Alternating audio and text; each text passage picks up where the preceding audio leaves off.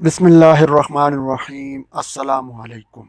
आप देख रहे हैं इंफॉर्मेशन ट्यूब और मैं एक और वीडियो के साथ आपकी खिदमत में हाजिर हूँ। तो दोस्तों, आज का मौजू है हज़रत इमाम मेहदी अलैहिस्सलाम का ज़हूर। हज़रत इमाम मेहदी के हवाले से बात करने से पहले दो तीन बातें समझना बहुत अहम है कि हज़रत इमाम मेहदी कौन होंगे, ज़हूर के बाद क्या करेंगे और कब ज़ाहिर होंगे।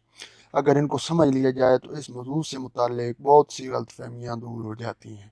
आज तक इस हवाले से जो गुमराहियाँ फैलाई गईं, इनकी गुंजाइश बाकी नहीं रहती। हज़रत इमाम मेहदी अलैहिस्सलाम का गायबाना तारुफ तो मुतय्यन है कि वह हस्न सादात में से होंगे और इनका नाम नामी मोहम्मद या अहमद होगा और वालिद का नाम अब्दुल्ला होगा। बाद हजरात ने इनकी वालदा का नाम आमना तहरीर किया है। महदी इनका लक़ब होगा बमाना हिदायत याफ्ता, यानी उम्मत को इनके दौर में जिन अमूर की ज़रूरत होगी और जो चीज़ें इस कामयाबी के लिए ज़रूरी होंगी, हज़रत मेहदी को कुदरती तौर पर इनका इदराक होगा। वो आम इंसानों की तरह पैदा होंगे और 40 साल की उम्र में उम्मत मुस्लिमा इनको अपना कायद बनाएगी और इनके हाथ पर बैत करके कुफर की बरपा मजालिम के ख़िलाफ़ वो अजीम जिहाद शुरू करेगी, जिसका अख्तिताम आलमी खिलाफत इस्लामिया के क़याम पर होगा। और जहाँ तक बात आदराना तारुफ की है, तो इस सिलसिले में ये बात याद रखनी चाहिए कि वो शख्स सच्चा मेहदी कभी हो ही नहीं सकता जो मेहदी होने का दावा करे, क्योंकि झूठे मुद्दई हर दौर में फितना फैलाते रहे हैं। हमारे ज़माने में भी इस रूहानी मनसब पर फैज़ होकर दुनियावी मफादात बटोरने वालों की कमी नहीं।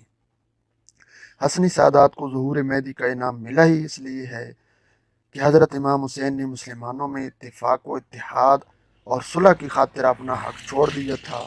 इसके बदले आखिर ज़माने में जब उम्मत को इत्तेफाक व इत्तेहाद की ज़रूरत होगी, तो अल्लाह पाक इन्हीं की औलाद में से एक मुजाहिद लीडर आलमी सतह पर खिलाफत के क़याम के लिए मुंतखब फरमाएंगे। इमाम मेहदी अलैहिस्सलाम अज़ खुद दावा नहीं करेंगे कि मैं इमाम मेहदी हूँ, बल्कि दुनिया भर से आए हुए 7 उलमा जो आपको तलाश कर रहे होंगे, वो मक्का में आपको पहचान जाएंगे और आपको बैत के लिए कहेंगे। लेकिन आप छुपकर मदीना मुनव्वरा चले जाएंगे तो ये उलमा भी आपको तलाश करते करते मदीना पहुँच जाएंगे और फिर दूसरी मरतबा आपको बैत के लिए कहेंगे, लेकिन आप फिर छुपकर मक्का चले जाएंगे। आखिरकार ये उलमा तीसरी मरतबा हज़रत इमाम मेहदी को मक्का में हिजर असवद के पास जा लेंगे। आप काबा के साथ चिमट कर चेहरा काबा की दीवार पर रगड़ते हुए उम्मत की हालत पर रो रहे होंगे। ये उलमा आपको पहले खुदा का वास्ता देकर कहेंगे कि अगर आपने बैत के लिए हाथ ना बढ़ाया तो जितनी उम्मत मजलूमियत की हालत पर मारी जा रही है, इस सब का गुनाह आपके सर पर होगा। इस पर हज़रत इमाम मेहदी मजबूर होकर मकाम इब्राहीम और हिजर असवद के दरमियान बैठकर इनसे कहेंगे कि आओ फिर आखिरी फतह तक इकट्ठे जीने मरने का ऐद करते हैं।